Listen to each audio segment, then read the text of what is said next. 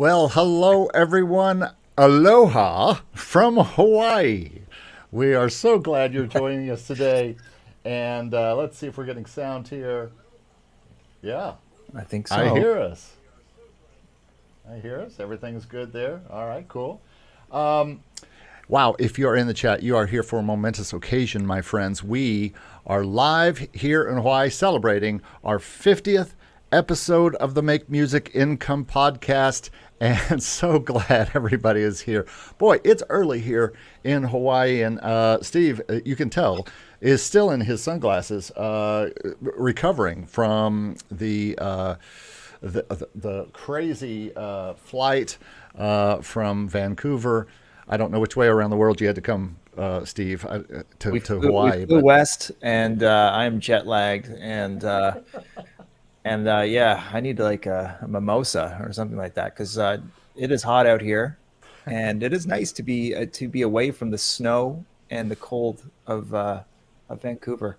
same. Okay. Yeah, it's good to be away from the cold here in Florida. I mean, in Florida, here in Hawaii, much better to Right? be here. Not sure if you can hear out there, but lot of a lot of waves going on over here Yeah. in the ocean. Right where Steve and I are, we have a dual camera situation going on. So Steve's on the other side of me, so I can be looking at him as we speak. But everyone, thank you so much for joining us here and joining us live. This is our first live we have ever done before with the Make Music Income podcast. Relatively easy to do, so it might be something we do once we get back to our home countries, or our back to our. You're in How your did the home Palo country. passport thing happen for you, Steve? Did you have some trouble with No, that? no, Americans, they love me. They love us Canadians at the border. Did you get a? I don't have my lei that they Is- gave me when I got in the airport, but do you still have yours? Or no, some crazy lady took it away. I'm sure she did. Well, everybody is in here. Let's see who is here today. ISO is in the house. Hey, man, how's it going? Bradford Nights, good to see it. What is time difference? It's 7:30 or so here, as far as we know, as far as you know. Andreas is here. Celebration time. Yes, it is crazy. Hey, Yes, Andreas. Arco is here. Marco. Signature Music is here with us. Thomas Kasi is here. Rhett from the Mix Club. Rhett has a doubtful emoji on there. Jonathan Carl, I can hear the waves, can't see them move. Well, yeah, they're more hitting against the rocks behind me. You can't really see behind me, but they're hitting behind me. Or it might be Steve's mic. I don't know. It's not that windy out as you can see behind me because the tree is just perfectly It's very, still. very calm. That's very It's calm. extremely calm here in Hawaii today. Yeah, and we did bring our Very own good, Mike. mics. You have to bring your own mics to Hawaii. They don't let you in with that kind of stuff. So Yeah. we brought. I don't know. I mean, they have these mics in Hawaii. It's not like these mics don't Do. exist there. And so also the chairs. Yes, I did bring my own chair. I had it flown in because I really only do a podcast in one. My hair is not- Hello, Linda. Yes, the waves are moving so fast they look steel. Exactly. I think there's a time lapse problem with the video, all the way from Hawaii. It might It's a be the delay thing. problem. Steve's hair is not moving. It is Yeah. not. Well, Like he I said, has it. it's very still. A He has very it calm sprayed day. down pretty good too. That's why I wear a hat. All right. So let's. Thanks everybody for being here. Welcome to the 50th. Uh, the 50th episode of the Make Music Income podcast. For those of you who are listening to this, you're just going to have to be treated to the beautiful sounds of birds and waves as we, go about this podcast. We can't do anything about nature, folks. Nature is what it is, and that's one of the drawbacks of being here on the beach. But first, let me go ahead. I'm Eric Copeland. Let me go ahead now and introduce. You know him, you love him from Vancouver, Canada, and now in Hawaii, Mr. Stevie B. There's also some video interference with his camera. I don't know what it is, but it's Yeah. probably just technical time. difficulty. Yeah, it's technical. As long as you can hear me, it's okay. We've never done this before, so this kind of live video. So that's probably what that is. It's very exciting, and can you believe it's this is our 50th episode? It's kind of crazy. I don't even know how we've managed to do 50 episodes, and it's been more than a year, like you said now. Yeah, over a year. And we still, we just always have stuff to talk about, which is cool. There's always so much going on in the music biz, with whether it's sync licensing or you're composing or whatever. And here we are, we're still chatting about it. It's great. So here's to 50 more. Yeah. 50 more. What will we do at 100? Andreas. I think we're going to have to go to the moon. We're gonna go to the moon on episode 100. We're gonna have to talk with Jeff Bezos, and we're gonna get They're already going there. I mean, we could just catch a ride. It's not like it's impossible anymore. We'll catch a ride with Elon to the moon, and the Mars 200. Isn't there like a moon mission going on right now? I don't know, man. Argo says, I actually have one. I know you do. You should have it. No one wants to hear that right now. Yes, we almost did have a gentle ukulele, but it's just so noisy with the waves and the birds, and it's just too much. So yeah. So Steve, what's been going on with you this week? Before you got on the red eye this morning, and or last night, or whenever you took the red eye to Hawaii, what's been going on with you? Well, this week has been sort of challenging. There's a lot going on. I've been trying to finish this project up for Artlist. It's I've spoken about it in the last 2 episodes. I think it's about writing, kind of like, it's like this project about writing love songs. It's for their wedding filter. So it's there's a layer of complexity with lyrical content in music that I'm just not used to, and it's.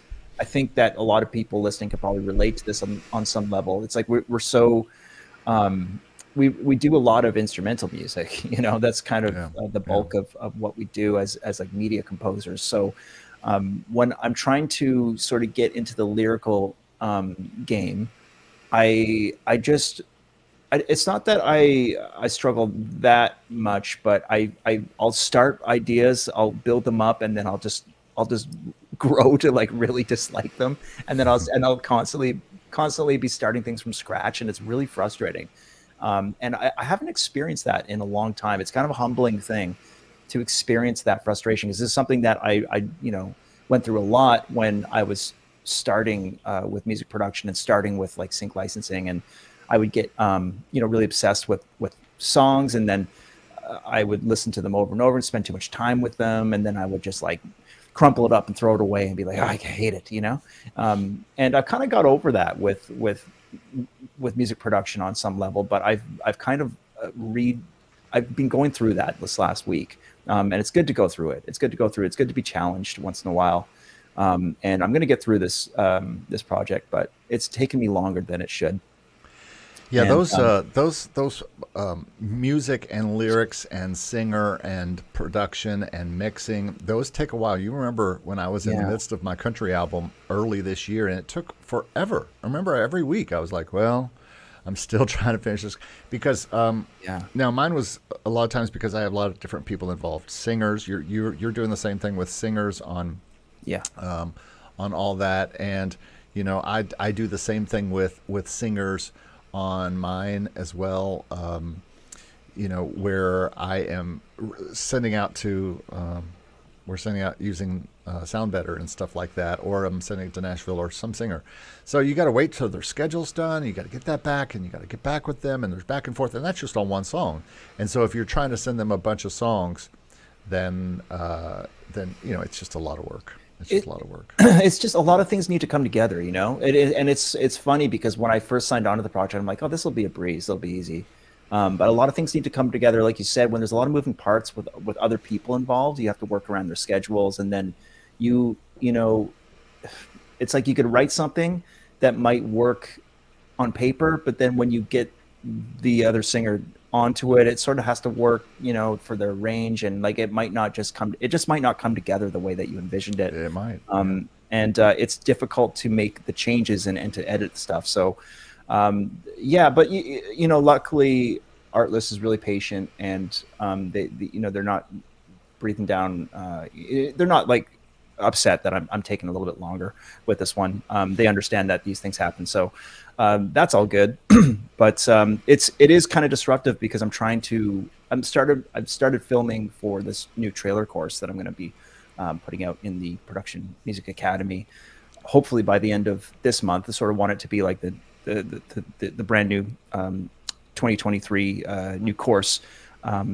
So hopefully I'll get it done before the end of the year. But that is in itself is very time consuming. So trying to spend a lot of time finishing those two projects up, and because those are eating up so much of my time every day, I haven't had a lot of extra time to like do write anything for Motion Array, for example. So that's where I'm at. But other than that, other than those kind of frustrating things I'm going through, I am showcasing the November challenge this Wednesday on my YouTube channel.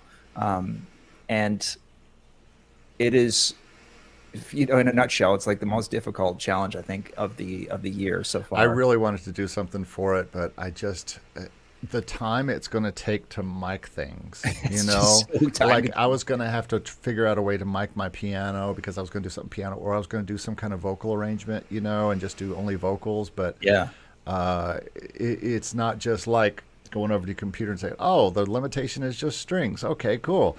And then you go in and you have to, this is a whole new setup. Really. The limitation is no VSTs whatsoever. Yeah. It all has to be recorded by you. You can sample yourself, but you can't use any virtual instruments. So I'm pretty happy with where I'm at with my own project, but I've only gotten 2 submissions for this challenge from the Academy. And usually people send me stuff last minute. I might try something tomorrow, but it could be simple. It could be really simple. It could just be you and a guitar or something. Or whatever. You can play your piano. It'd be really simple if it was just me and guitar. I forgot that you're not a guitar player. But yeah, no, record yourself playing piano or something. I don't know. It could be pretty stripped back. But I'm excited to see what people send me. I think it is a really tough challenge, and I've had 2 submissions sent to me so far, which are both really, really impressive. All right, you hear that? You all need, if you're part of the Production Music Academy, or it sounds like maybe even if you're not, you need to send Steve something that is not. I'm wondering, maybe I have something old I could just pull out that I've done pull already. Pull something out. Think about that. Otherwise, I mean, Christmas is gearing up over here. There's snow on the ground in Vancouver, and it's hot in here. It's hot here in Hawaii. I don't know. I mean, we are burning up. You can't see the sweat, but it's. I can't believe Steve is not really sweating. He's directly in the sun, as you can see. There's cookies waiting for me back in Vancouver. There's cookies and baked goods, and the wife is already. She set up the Christmas tree, and then the Christmas decorations are out. It's beautiful. Yeah, we got a big Christmas tree up. We're still spreading the branches, if you know what I mean. Still haven't put anything on it yet. Is it real or is it fake? It's fake. Yeah. Same. We haven't done a real one for a while. We like doing real ones. They're just a mess, but we like doing them. Yeah. Whoa, man, it's really getting. Woo! Wind's picking up. That wave is really that last one. You can, Steve and I did a little surfing early this morning when we first got here, and I think you won that one because I can't stay up on the board, and Steve was hanging 10. I was hanging 10, or man. At least 9. I don't know how many. I'm at the overspeak. I'm assuming you have 10 toes, but I don't know. Swimming with the sharks and the dolphins. It's fun. All right, is that it for your news this week? That's it for me. All right. Well, as far as my news, I'm also trying to finish a project, the percussion project that I'm doing for a library, and I'm hoping they don't get it was about a month or two when they said to do a few more. So I've just got everything done, and I should be sending that here in the next few weeks. It's one of those, when you are trying to figure out what should I be doing right now, you go to the thing that you know that you need to be doing, and that thing for me is this project. That being said, I did just get something accepted to Motion Array in 7 days. Oh, really? What was it? I don't know. Well, it was just a new track that I did. It was called The Last Embers. I think I played it I think I may have put it in one of your, I don't know. I put it up for somebody to hear. They reviewed it in 7 days. That's pretty good. 7 or 8. Yeah. Wow. Usually it's 12 at least, 11 or 12. So I don't know. Maybe they're speeding up Yeah, or I hope something so. for Christmas or something. I know But they're backed up.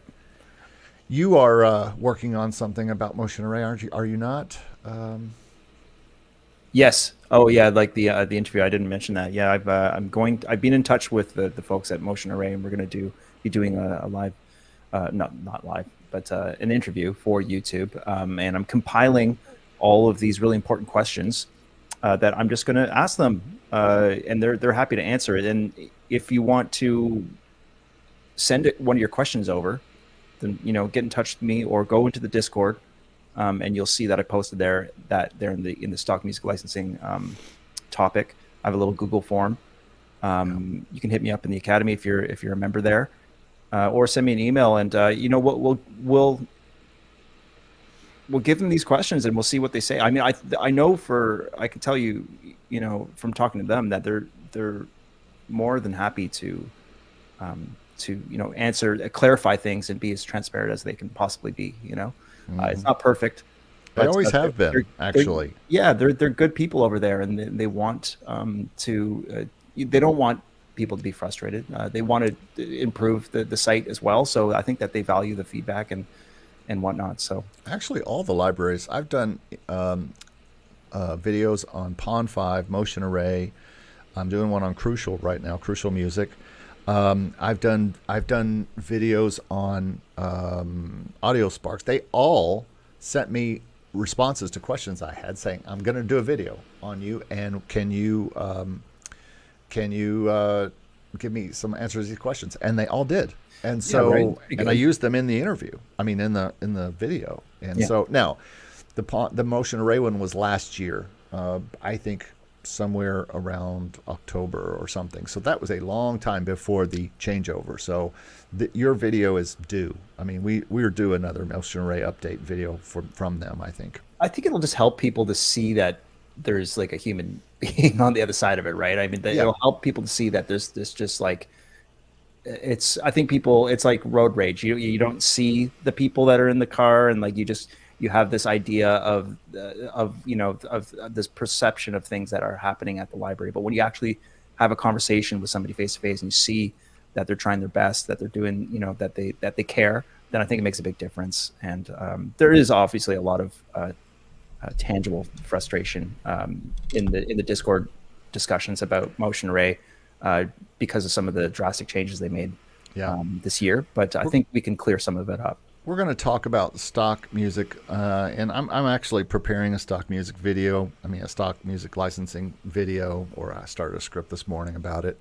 But we could talk a little bit about it today and address a little of the frustration that people are having. I think that's an important thing. As far as the rest of my news, let's see, what else is there?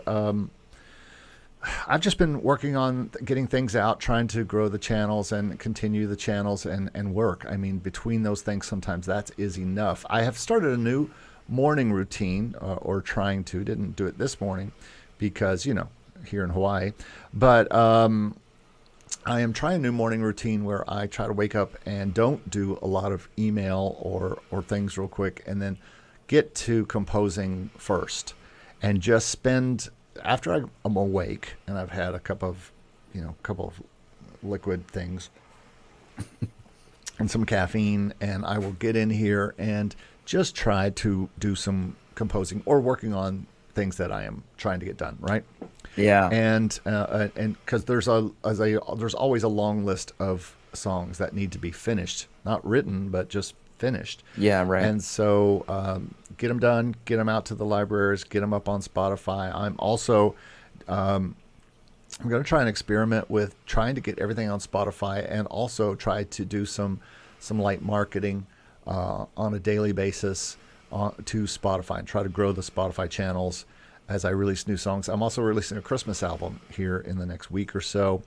How many songs it's going to be will just depend. I got to get it out, I think, by next week. Now, when you say marketing, do you mean like paid advertising for yeah, stuff? like Facebook and Yeah, yeah, yeah. Instagram. I think Facebook, Instagram, using some kind of video, and DistroKid. I'm going to do a DistroKid video too, and talk about Right. their video things. But using DistroKid alone, just using the DistroKid quick video maker, where it plays a little of the song, and or one of their other tall video makers, and then their what's it called, the page that has the hyperfollow page. Yeah, yeah. And just using that and see if that stimulates all of the DSPs, all of Spotify, Apple, everything, and just see if that kind of makes stats that I can see go up. And I'm just going to start measuring it. It's kind of an experiment. But yeah, that's what I'm into and doing, and trying to write some new Christmas stuff and all that kind of stuff right now. I have a lot of Christmas arrangements in my head, so I'm trying to get them all out. But you got to do what you got to do here in Hawaii. All right, I have all my party stuff with me, but can't find you here in Hawaii. We're probably on another island. Yeah, we're We're on a very over. secluded island. There's, Huh? What'd you say? Oh, I said we're on a very secluded island. Yes. This is and plus we have security around, so you couldn't get in even if you want because of the security. The security So- is very intense. The other thing I've been doing is working on the Make Music Income Mastermind, as some of you saw, and some of you are part of already. Thank you so much if you are part of it. Thanks, shout out to everybody who is jumping into the Make Music Income. And I do want to mention that the Mastermind will have a new component coming up. Stevie B and I were just talking as we were finishing up surfing and kind of just relaxing on the beach. And just staring at the beautiful sunrise here in Hawaii. We were talking about the opportunity to build Make Music Income's Mastermind, and also offer some perks of the Production Music Academy, and kind of offer that as part of the Mastermind. So as some of you know, we are still in the early bird pricing of this Mastermind. And so if you want to get involved in that, and you want to know about what might be added with the Production Music Academy. If you're already a member of the Production Music Academy, this may not apply to you, but if you aren't and you would like to be, we would love to talk to you about that. And just continue to go to this site right here that you see below, and get in touch with me about the Mastermind. All right. So Speaking of one thing, I was of the Academy and Motion Ray. Just quickly before we move on, I just wanted to give a big shout out to longtime member Frodo. His name's Ninian. He goes by Frodo. Yeah. He got into Motion Array this morning. Excellent. We've got more and more members saying that they're getting accepted. I don't think it was his first time applying. I think he was turned down his first time. But yeah, it's exciting news. So I just wanted to give him a big shout out. it's hope too that Alex also tried for the longest time, and it took him several times to get in there. Yeah. You just have to continue to take your quality up, folks, and get better.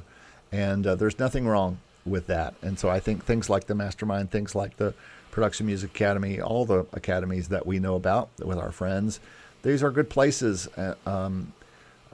Even Taxi can be a place that makes you better by trying to do things. Yeah. Well, that's great to hear. Let's move on today into our first subject. We're going to just talk about 3 subjects today on this 50th anniversary, because, you're only in Hawaii. You're not in Hawaii that often. So Steve's already being pulled in many directions.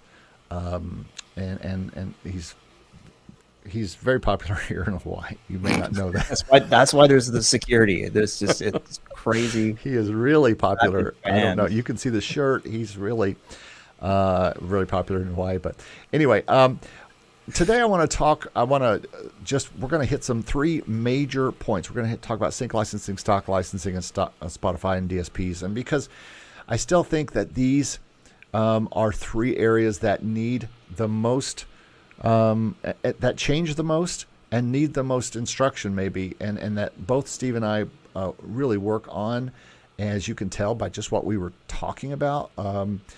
So far, all we've been talking about is libraries that we're trying to get to, and all that kind of stuff, and then Spotify and all that kind of stuff.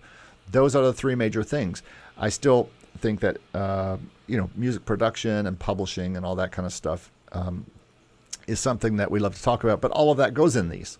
All of those things, when you do licensing of any kind, even stock music licensing, you could be looking at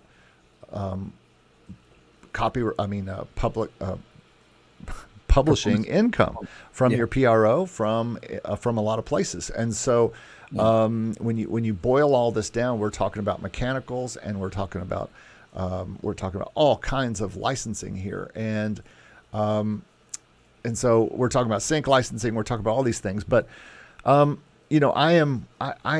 I think next year in 2023, I am going to probably double down on sync licensing, maybe even at the expense of stock music for me. I mean, my stock music seems to do the same no matter how much I add to it. It brings in a little bit here, and that's fine. It's a little cash on the side type of money. I think I'm really interested in getting more stuff in libraries, and now, especially this year, since I have seen some success in sync with PRO payments and seeing those television payments. There's nothing like seeing that going, okay, so all I got to do is 5x this and move on to the next thing, and that is really what I want to do with sync. And I think that's my, and in some ways you're seeing that success with Artlist. You're seeing some sync licensing success without any other library except Artlist. And as I've shown, I'm not so sure that you can't get some PRO money and television play off of stock music libraries. We've been talking about it for a long time, but when we say sync licensing, what we're talking about is license songs that are used in a television show, in a movie, in something that's going to pay your PRO. And to me, that's something that I'm interested in. If you are interested and you're here in the chat, let us know your thoughts and or questions about sync licensing, and we'll answer them live here. But what are your thoughts about this, Steve? What are you looking at for 2023? Yeah, well, it's a funny question because we talked. I'm just having flashbacks to talking about 2022 back at the end of last year or the year before, and the year just played out so differently than I'd imagined it would. Yeah. And I really did not expect that Motion Array would be such a source of income throughout this year, and especially with what happened at the beginning of the year. Yeah, that for sure. Everything changed with Artlist with the originals program too. So I mean, now that I'm doing like work for hire stuff, it has really been a stable source of income for me, and in terms of like custom production, and then Motion Array has just been this great extra buffer to that income. And I really didn't think that the year would play out like this. I did very little in the way of like custom composing outside of that.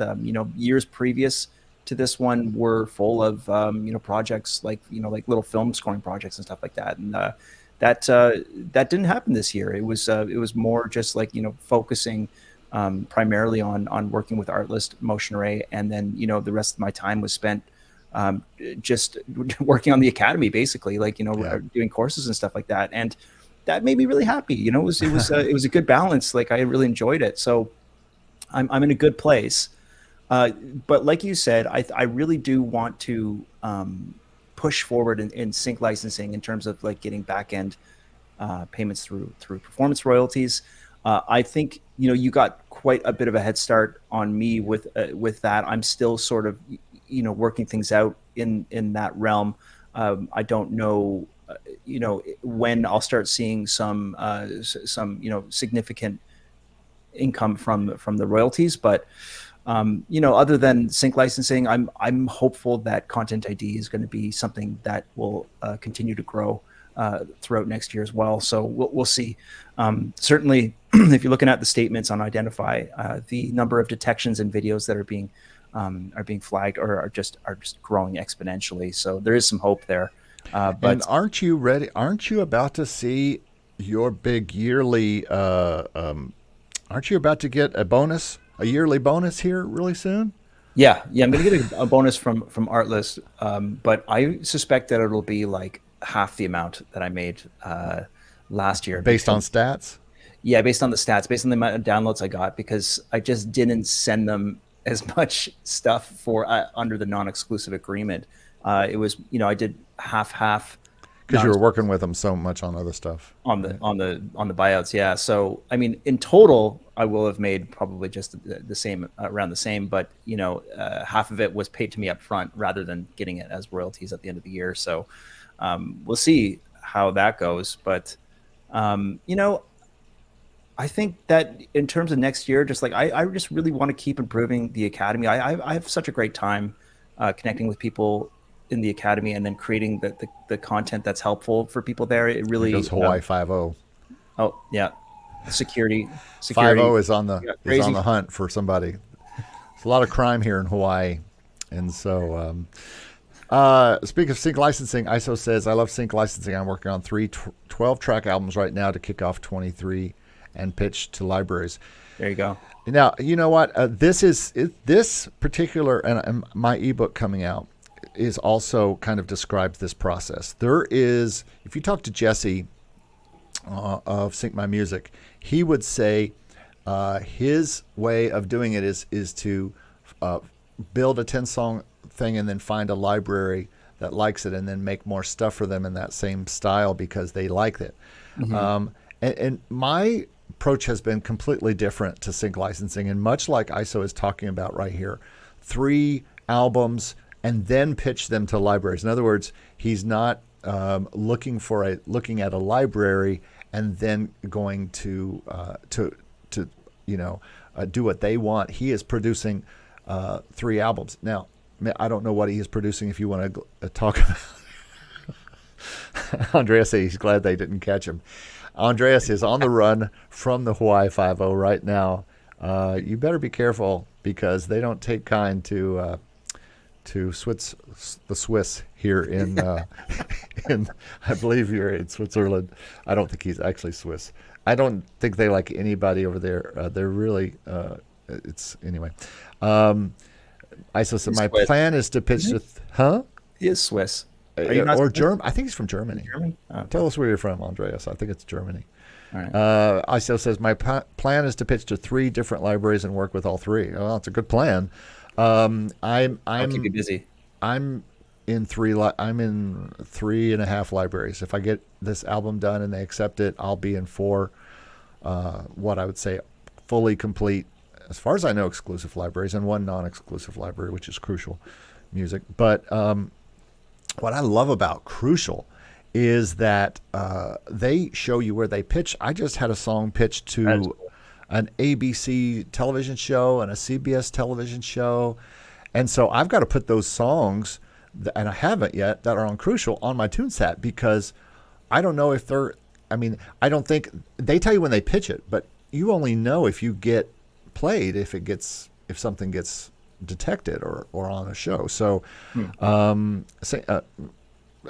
Crucial is doing the work. I need to get more on Crucial, and so I've been working on that. That's cool. He says it is called Swiss German. Oh, they really don't like Swiss Germans here in Hawaii, so be careful, Andreas. They're always on the look for those Swiss Germans. But anyway, enough about the Hawaii 5-0. I'm really focused on getting this next album done, and the way I create music, it's going to be in my sync licensing book. That's just about 3/4 done. I really want to just keep creating what I want to create. I think the secret to any good licensing career is enjoying making the music that you want to make, and the music has to be what you want to do. Otherwise, it's like a job. Now, if you're young and you're doing music that you don't like, but you're doing music and you're 20-something and you're like, this is awesome, I'm doing music and getting paid, well, then that's great.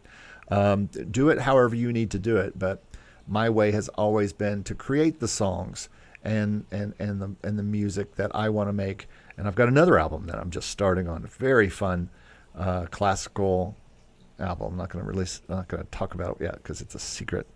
It's a secret. I don't want anybody stealing my idea, but it's good. It's going to be a cool album once I finish it. But Jonathan Carlisle says Crucial always tell you when you've had a sale. That's pretty cool. That's good to know. Yeah. I mean, in your stats page, they don't ring you up. Okay. I don't. Hello, this is Crucial. You've had a sale. Thank you, Crucial. Daydream says, Eric, did you make sales recently on Yummy Sounds? I have not seen a Yummy Sounds payment this past month, so no Yummy for me. We'll get to stock here. Any other thoughts about Sync? I mean, I know you're pretty crazy and happy with the way things are going right now. Any changes in this area, or you think that Artlist is doing what you need it to do for Sync licensing right now? Right now, it's keeping me pretty busy. In terms of its impact with Sync licensing, in terms of getting it stuff onto TV and whatnot, we'll see. That still is yet to be determined. But I am working with some new folks who might be able to get my music on television. I'm excited about that. It's a pretty new development, so I won't go into it, but I am hopeful that next year is going to be a big year in terms of getting placements. But I'm patient. That's the nice thing is like I got enough going right now that I can afford to be patient. So that's the important part. Cool. We'll see how it plays out. Yeah, I just it's a long game. So to me, the last PRO check, now next PRO check may not have anything on it, although I had some bigger placements than those Christmas ones throughout the summer. So I'm expecting at some point for those to pay, and those were very long plays, like 1 minute and a half, like 4 or 5 times. Nice. On this German reality show, and so we'll see what that pays. Now it could pay $10, could pay $5, who knows? But that's just the whole point of this. There needs to be more. I'm waiting for my country album and a few more albums to come out on one library. I'm waiting to see if there's any action on this one library that I signed with called Scorekeepers. I haven't seen any action from that as far as I know yet. Again, you never know if stuff's being used necessarily, but I haven't seen any PRO information on that. That's been about a year. I think a lot of those songs have been on there. So we'll see at the end of the 2 or 3 year deal with them if I take those down or not. Yeah, it's like in the TuneSat stuff too. It's like I'm getting all these placements on networks from the Artlist stuff, but I'm not sure if how it's going to translate, when it's going to translate to performance royalty, or if at all. So it's still. Are they writing this down on cue sheets? If they get it, quote unquote, license royalty free, do they think, oh, we don't have to file a cue sheet for this, and we'll just have to find out? I mean. It's very possible that's what's happening. So. I have one example where that did happen with an Audio Jungle sale, and I'll be talking about that in my video this week and showing where that came from. But so we do have information that can happen, that stock can lead to sync licenses. And so anyway, all right, well, let's move on here, folks. Now we're going to talk about stock music licensing, and let's go ahead and address the elephant in the room. A lot of people have been questioning not just the idea of stock music, and it's kind of pushed a new video script out of me called "Is Stock Music Licensing Still Worth It?" And that'll be here coming in the next few weeks as soon as I edit. That and the other 6 videos I have unedited sitting on my hard drive right now. But I just think it's important to talk about, and you just had a really great interview, and if you guys haven't seen it, go to Dave Cross 52Q's podcast. Really good explanation and talk with Stevie and Dave there about kind of the re-education of Dave Croft on stock music licensing. He was really interested in wondering if he got the whole thing, if he's mistaken stock music, and I think he may even want to try it, although I'm not even sure I would if it were him. I mean, sometimes he's got his plate full already. He has a very full plate. And this is the thing. I mean, it's like, not to cut you off here, but if you already got, the momentum that you need in one area, I mean, it's like you should just roll with it. I think Yeah. it's like you don't have time ultimately for everything. You can't do everything all at once. So I think Dave's in a great position because he's put the time in for what he's seeing in terms of results from sync licensing, and that's great. I don't know if he'll get into stock, but it certainly was a really interesting discussion just because we're on totally opposite sides of the fence in terms of the whole licensing realm, and there's this funny divide between the stock music guys and like the exclusive TV production guys, and I think that we should all come together and chat more often, like Dave and I did. I think it was a really interesting discussion. I just think you have to think of it all as licensing. And you It is. can't really, Yeah. I mean, Artlist is changing the game a little bit. And as we just saw with what I just talked about, having an Audio Jungle sale be used in a television show and pay me $68 or something like that, that's a nice little thing to have on your PRO check. And that was totally just a normal sale. I mean, talk about Content ID. I mean, Content ID is nothing to television use. And so the other thing about stock music, and I know everybody really has a problem with motion array right now, and I think hopefully your motion array video will assuage, to use a big word there, the people a little bit. But I think it's important that people know that these companies are doing the best they can. All of us composers are flooding them with lots of songs, and they are curating as fast and as quickly and as best they can for the people who are actually using these things. And again, you and I have talked already about what does the client need, what does the person who is on Motion Array need and Artlist need, and all those places need. Obviously, somebody went to Audio Jungle and needed something for a TV show, or either that or they just downloading a bunch of music and thought, oh, that's a good one to have in my bank to use. And I've got the information on every Audio Jungle thing I put there. I put my PRO information. So I think that stock might wonder, what if stock became a subset of sync? In other words, I think Artlist is one of the companies, and Motion Array maybe too, and maybe we're going to see more television shows use those libraries. Well, I think that's happening with Artlist. I mean, Yeah. for sure.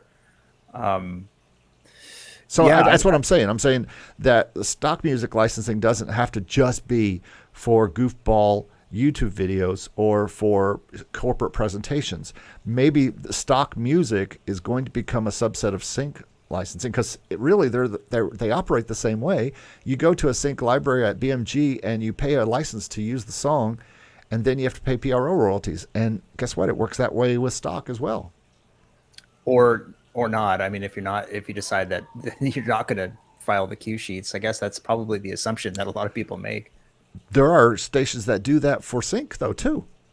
I mean, they might get in trouble, but if they're a tiny thing or somebody just drops the ball on a cue sheet from a BMG library, that could happen as well. Mm-hmm. All of that is nothing, just because you get it from some quote unquote exclusive library, and that doesn't mean somebody is going to correctly file the cue sheet. Right. So it could just as easily be missed on a sync licensing site as it could a stock music licensing song. It'd be interesting to see the worlds merge a little bit more. That's what I'm saying. I still feel like there is like a big divide between the two, and certainly there's content creators, YouTubers aren't going to these exclusive libraries for music. They're going to places that's like an all-you-can-eat buffet for a monthly subscription price, Motion Array, Artlist, whatever. Yeah, and I think that the other thing I want to say about stock music is that I think it's still a great place for people to start. And I think people who are considering getting into sync licensing or any kind of licensing, they want to license their music, there's just no better place to start with then Pawn 5. And then you can step up to someplace like Motion Array, which is going to be a higher bar, or Artlist, which is going to be even a higher bar. And that just remains true to this day. Like, you know, I just spoke with somebody like a week ago who's still making like $300 a month on Pawn 5. Regularly throws stuff up there, and it's a great place to start, man, because they're, you know, they're just not as picky. They're not as it's fairly easy to get your music on there, and it's not an intimidating, demoralizing place to start your journey, you know, because of some of these other libraries, they just have a higher standard for stuff, and you know, Motion Array is definitely the qualities. The bar has gone way up over the last 2 years, and not to say that like Pawn 5 is going to take anything and everything, but they certainly like are not that picky if you relatively, you know. So I think you're right. It's a good place to start, and it's a good place to get your just get your mind around all the things you need to do, like tagging your tracks and then putting and doing edits and stuff like that. All these things you can learn to do them extremely quickly and be efficient with them. Only going to help you if you're going to then apply to some larger exclusive library or something. All those skills of producing, editing, making the right kinds of files, 2448s or 1644s or MP3s, or like you said, edits, all that kind of stuff. Those are all tools you're going to need to work with either side of licensing. So that's why I think that stock music licensing is a great training ground. I'm not trying to flood the world, not that we've been accused, although we have. I'm not even sure accused is the right word, but we are certainly some of the leaders in saying, go stock music. Well, and look, I think people's one of their like primary complaints about stock music is that is that it's like super saturated. And I think that you could say the same thing for sync licensing in general. I don't think or Spotify. Yeah, exactly. I think it's all super saturated. Of course, there's a lot of people trying to compete for attention in these spaces, but I think that, you know, and this is the theme that I've kind of consistently kept up with this whole last year is if you're thinking outside the box a little bit and you really get into trying to figure out what it is that you know, people are looking for, what people want, and where the gaps are in terms of any library that you're working with, you can do really well. You can still do well, and I think that if you're writing good music, your mixes are sounding great, your ideas are original. Then your tracks are going to find their way to the success that they deserve. I think that they'll cut above at the noise and the crowd, and they'll get noticed. And I think that that's there's still a lot of opportunity out there to do well. If you're watching this right now and you're here live, tell us your experience right now in stock. Tell us what you are doing and what is happening for you right now in stock. Or are you even doing it? Or are you focusing on more exclusive type libraries? I think, again, hey, listen, if there were more Crucials in the world, I would be pushing to sign up with them, non-exclusive libraries where I kept all my publishing. Well, no, they take the publishing, but I am looking at other things. The beautiful thing about Crucial is non-exclusive, so you can continue to post them in other places. But I also want to find and build eventually a email list of people who I could send the newest stuff to and say, hey, this is the newest stuff this week. And so I love finding places like that. I'd love to find more non-exclusive type libraries, short of starting our own. And don't start, people. We're not starting our own libraries. That's a lot of work. I like the story you told about your friend who started the library, and that's how you got started. That was pretty funny. Yeah, Does he still run that? He's still going strong. Yeah. Is he making any money? I think he just does okay. I mean, I think it's a big market, you know. I mean, there's. Is it a site like the size of Lester's or something like that, or? No, it's much bigger than Lester's. Lester's is like a real sort of like homegrown like grassroots type site. I mean, it's a beautiful site or whatever, but I mean, it's run by him and his web developer, I'm pretty sure. Yeah. But no, this my friend has a whole team behind it. I think it still does okay. Yeah, it is an interesting story. That's how I got into this whole this whole mess. Here I am today because of that. But yeah, I think it's a tough business matter. I wouldn't want to get into it now just because the competition is pretty stiff. But like getting into it like 5 or 6 years ago would have been pretty sweet. Marco says he is more on the exclusive libraries. I guess that means he's focused more on that. Linda says writing for both sync exclusive and stock, as I am as well. So yeah, that is to be continued on this. And I've got a video coming out where I'm going to be talking about stock and my thoughts on this. But let's move on, because we've got this beautiful weather. It's not going to hold. And these clouds, they may seem like they're not moving, but you never know when a storm could blow in here in Hawaii, tropical something or other. Spotify and DSPs is the last thing I really want to talk about today, because I still feel like this is something that people aren't paying as much attention to, and they should. Talk about legacy, talk about how this can be another part. And if you ever want any hope of getting an art list, you better have a Spotify that looks like something, I think. Wouldn't you say that's about true? I don't know. That's a question to ask them directly. Yeah. I think it was really important when I applied. They certainly the thing is that I've told you this story a couple times, but for those listening, I only had one track on my Spotify when I applied to Artlist, and I was kind of embarrassed about that. And I didn't include a Spotify link in my application to Artlist, and it didn't matter because they went and checked me out on there anyway. And they actually liked that one track that I had on Spotify, and they're like, hey, what's the story with this thing?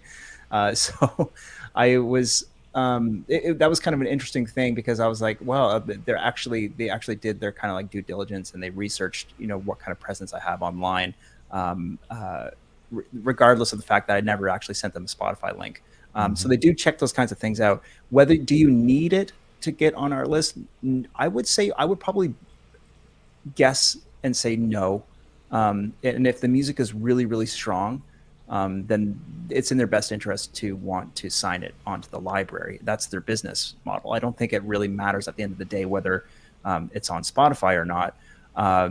There is a few tracks of mine on Artlist that haven't been distributed yet on Spotify, so it's not like a requirement for them. But I think that if the music is really, really strong, they're going to want to sign it. Like that's if I were them, that would be the first thing that I'm thinking about is like, okay, well, this music is good, it's good. Yeah. Last word about Artlist before we move on to Spotify and DSPs. I really like your breakdown with Dave, where you said, and this is something I believe, Artlist, which I always say is one L more than artist. If you take the L out, it's just artist. Artlist is focused more on artists, and Motion Array is focused more on composers and producers, I think. And even though they don't mind pop songs and vocal songs at all on Motion Array, by the way, I've put plenty on there, and they do, and sometimes they've done pretty good, the vocal songs. But that was pretty good way to sum up those two on Dave's podcast. But I need to take Spotify more seriously, I think, and in 2023, that's something what I'm going to do is be more focused on getting stuff to Spotify and getting all my albums out and getting all my music out there. Same. If for nothing else, it's not about making money or getting lots of followers. It's just about, to me, legacy is getting to be more and more important, about having stuff out, everything out, and putting it all out, laying it all out there and getting it all out. And so, because once it's in Spotify, it was kind of like putting stuff in CD Baby. I put stuff in CD Baby 20 years ago. That's now in Spotify and all the things, and has been since Spotify existed, because they took everything from that existing catalog, and the next thing, whatever it is, whether it's Apple or somebody else takes over for Spotify, it'll be in that catalog. All this stuff will be in there. And I think that's important, and I don't think we take that seriously enough. Why? Unless you're working with a library that wants to control your Spotify stuff. You should have all your stuff out there. If you don't, you can take it down quickly It doesn't matter who you're with. If you're with DistroKid or CD Baby, they'll take it down in a few days. And Right. so you can always take it down if you get signed to an exclusive deal. But again, and I'm signed with 3 exclusive deals, and none of them have a thing against the music being up on Spotify. No, I don't know if any of any libraries that would have an issue with it. It's just a totally separate thing. Because they don't care about that income. That's mechanical. No, They don't care about it. Yeah, Artlist and Spotify are kind of intertwined in the sense that my original stuff gets distributed by them. So they collect those streaming royalties for me, and then we split it. Yeah. But Spotify is so important. I really want to focus on that next year as well. And I just posted my little Spotify Wrapped thing on Instagram, and it was like, it's so funny because I see a lot of my musician friends are just putting up big numbers, and I'm just like, wow, it's amazing, like 2 million streams. I'm like, wow, it's nuts. I had I think it was 102,000 streams this last year, and that's gone from 0 to that in a year or so, and that makes me feel really optimistic about Spotify as somewhere that something that I can grow over the next couple of years for sure. Like you, I also want to kind of investigate marketing a little bit more throughout the next year, and I just think it's important. I think it's something that if you can get some traction, momentum on it, that is another totally viable source of income. Even though a stream is like a fraction of a cent, you add those up, and they can be something meaningful. It's like anything else; it just takes a while to grow it and get the momentum going. So, and we say Spotify a lot, and we don't mention Apple, and we don't mention Amazon, and we don't mention a lot of these other, and YouTube Music, which is probably the second biggest after Spotify, probably, I think, as far as its audience. And we don't mention these things. We don't talk about the other DSPs. And when we say DSPs, we're meaning digital service providers, like Apple Music, like Amazon Music, which is coming on, and YouTube Music. Those are probably the 4 big ones, but there's other ones like Deezer and stuff like that. Mm-hmm. And everybody listens to a different thing. So if you are sending this out to an audience, I have a class right now that is, the median age is 26, and they are split down the middle of Apple versus Spotify users for streaming. Oh, interesting. They are, and I'm finding more. I'm shocked because of the people that listen to it. Not everybody is on Spotify. Some people prefer Apple. Right. So Deepak says, looking forward to your tan videos with the amount of time. Yeah, we have some really major sunblock on. So you might not notice any change in Steve's skin at all. Big shout out to Deepak. Welcome, man. Hope all is well in India, my friend. We got a big Indian contingent here. Arco says, Arco from India as well. I'll be releasing stuff to DSPs through a distributor that promotes your music, like pushing the music to playlists from their side. That's cool. That's very cool. Andrea says, at least I found some strong security, but it's hard to come around. They say it's only possible after the show. Yeah, we'll see after the show, Andreas. We'll go have a Mai Tai. Yeah, we'll go have a mimosa. Andreas, we has some questions. He posted a couple of questions up in the academy. Oh, we can let's get to them. You want to get them now, or I don't have much more to say about Spotify. I just want to make sure that everybody knows that Spotify, while it's probably the most robust of the DSPs as far as how you can interact with it, I think. Yeah. I think that we need to pay attention to all of them, and I do think there needs to be some promotion going on to help things move along, unless you've got an automatic promotion thing going on like you do with Artlist a little bit that kind of steers people there. But our friends Andrew Southworth and especially and also Tom Dupree III, they have great videos about how to do that, and very nerdy videos about how to do all that. But it's something we don't talk about enough. So what other questions that you have? What are some questions? I'll read these questions in a sec. I just seeing a Daydreams I saw that here. That's a really good point. I think something that that you're bringing up there, it's like stock is kind of lower maintenance Yeah. in a sense, and I think that's what is the appeal, and especially why it's a good place to kind of get things started. Is that you're absolutely right to point out that that sync requires a whole different level of communication And and research. involvement and research. Yeah, that's absolutely true. Yeah, that is really good. And yeah, all you have to do is produce a song and you throw it up to the libraries. Done. Move along with your day. Yeah. Versus if you get a deal with an exclusive library and they like a bunch of songs, there could be a lot of work. Like when I had, Yeah. now the last job when I had to deliver those country songs, he just wanted the Logic files and he was going to do the mixes himself. So that wasn't as much. But before, with other libraries and with that library, I've had to provide stems.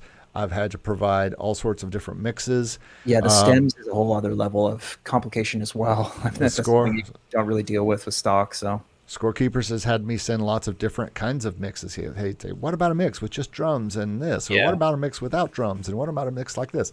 And Yeah. so, there is a lot of work there that unless you are just a person who does 15, 30 seconds and 60s and loops, and you do all these kind of different edits every single time. And I know you do sometimes and sometimes not.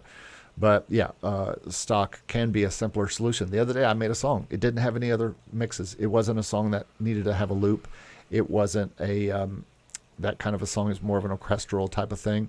And I just made the one file and sent it to Motion Array Audio Jungle and Pond 5 and a couple other libraries that are quick to upload to. VFine is really quick to upload. You just put the file up there now and you barely do anything. And also Infinity, a couple others that are just super easy to music case. A few of them I haven't made much money or any from there, but well, that's a good segue into this question here. okay. 'Cause Andrew What's this said question have to do with? He's asking, what is the average time it takes to produce a track as a professional? And I think that is a difficult one to answer because it can vary so much. But when you were just talking about getting that track finished and uploading it to, excuse me, all the libraries, curious, like the first question that came up in my mind was like, well, how long did it take you to write that thing? I started it in one place and just did it all in Logic. And then I took it home and I spent probably about an hour working on it. And then when I took it home, I spent probably another hour adding new sounds to it. And then it's hard to say because I don't work on just one song from beginning to end. I will work on it for a little while. Could be an hour, could be a half hour. And then I'll say, that's a decent start. That's nice. And then I'll come back and add some more and say, hey, okay. And you need the second listen after you've created something or started creating something, like an idea to go, is this good? Is this an idea I want to stay with? And that could be another hour that you end up spending on it, throwing more stuff on it, going, okay, this is going to go somewhere and I really like it. And then another hour to finish it up. And then I even need another day to come back to it and do the final and say, okay, now I know that's on the list to finalize and just get out.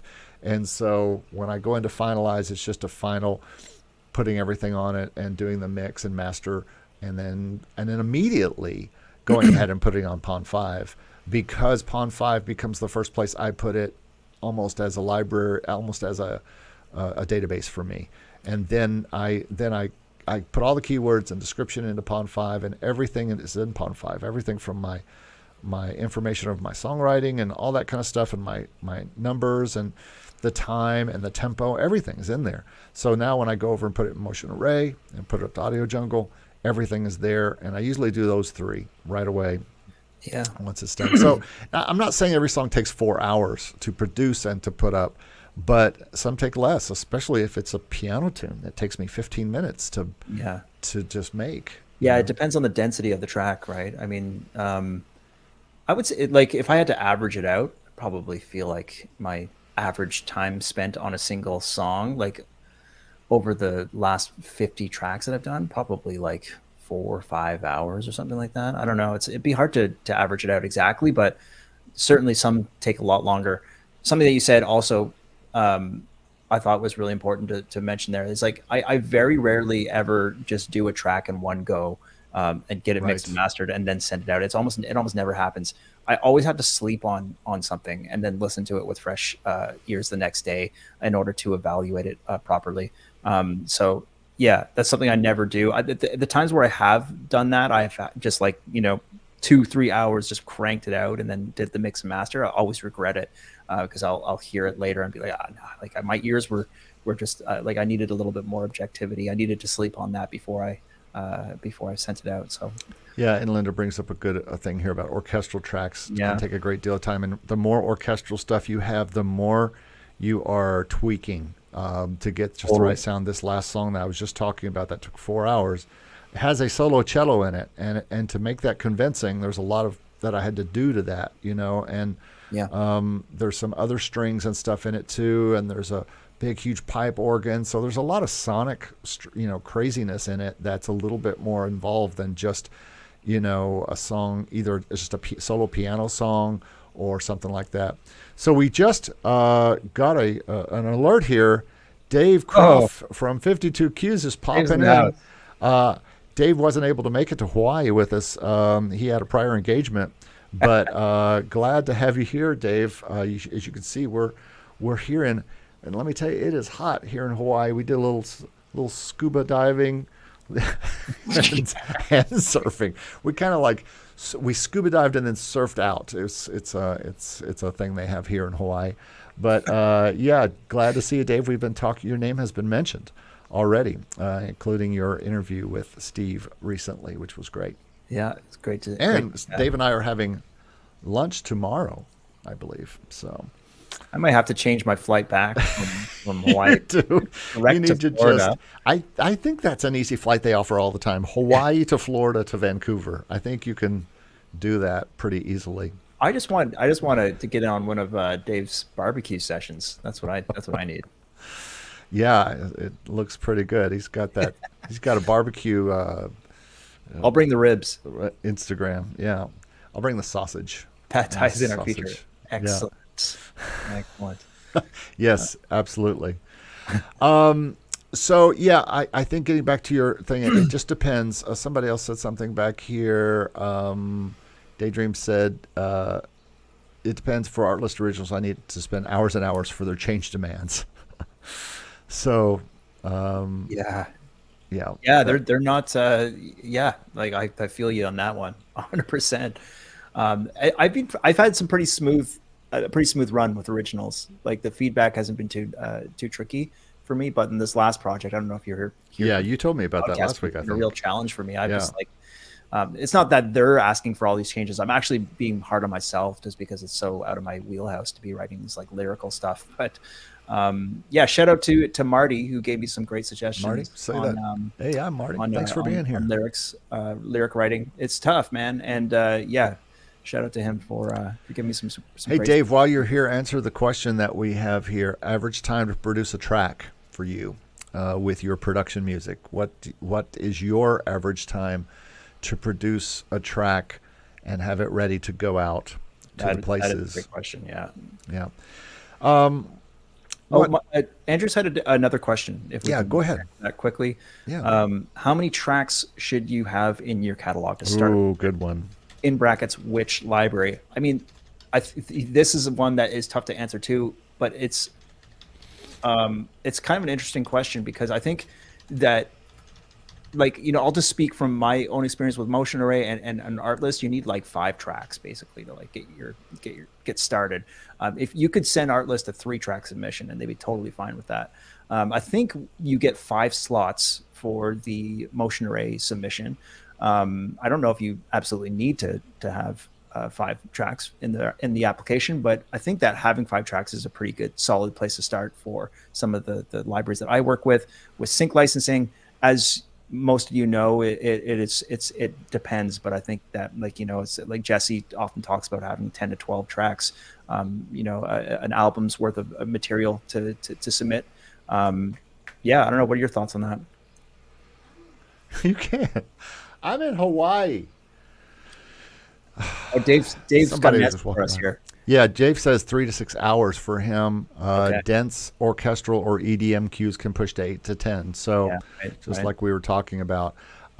Getting back to how many tracks you should have in your catalog, this is, to me, an important thing that, as a matter of fact, it affects the mastermind and why people have to contact me before they can be in the mastermind, because there has to be a certain number of tracks in catalog. One of the biggest problems I see with people is that they tell me that they are not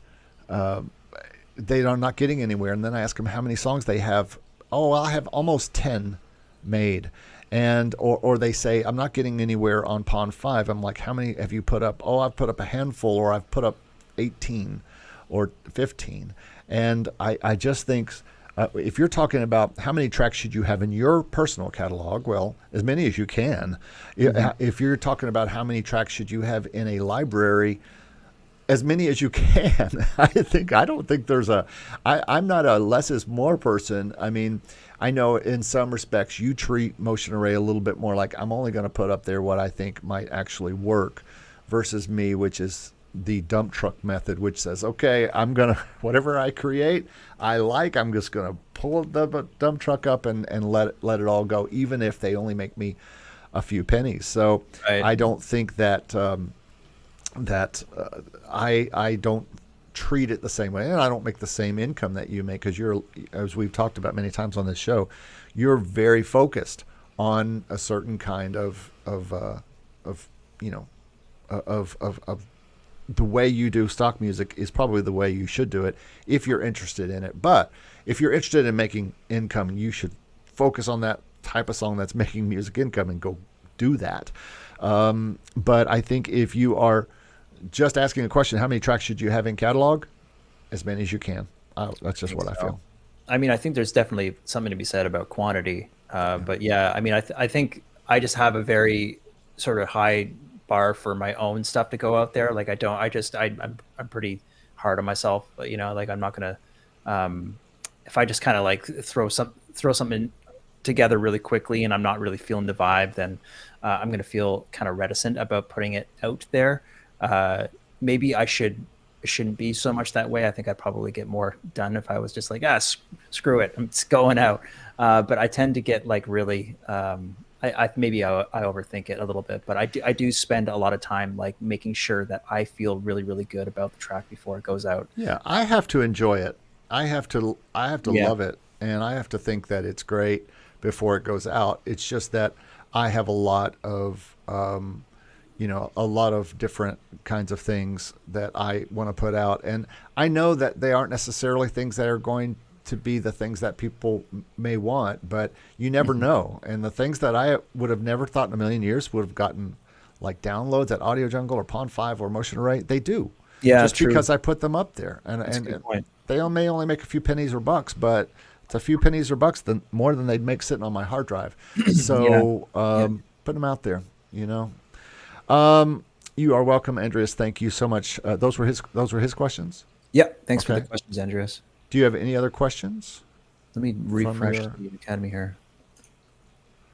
I may have missed some. The ocean is calling my name. Yeah, we got to get back in for.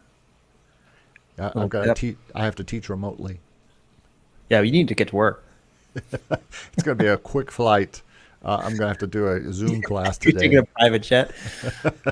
I think that's it for questions. Deepak has a question here. Do libraries provide analytics about what genre is in demand or trending searches? Now, if you're talking about sync libraries like exclusive libraries, not usually.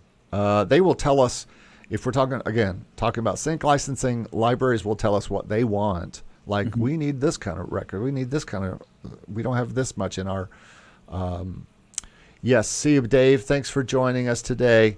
Bounce. He's bouncing out. Bye, Dave. Dave uses all the cool lingo. Yeah, we'll see you tomorrow for some time, my friend.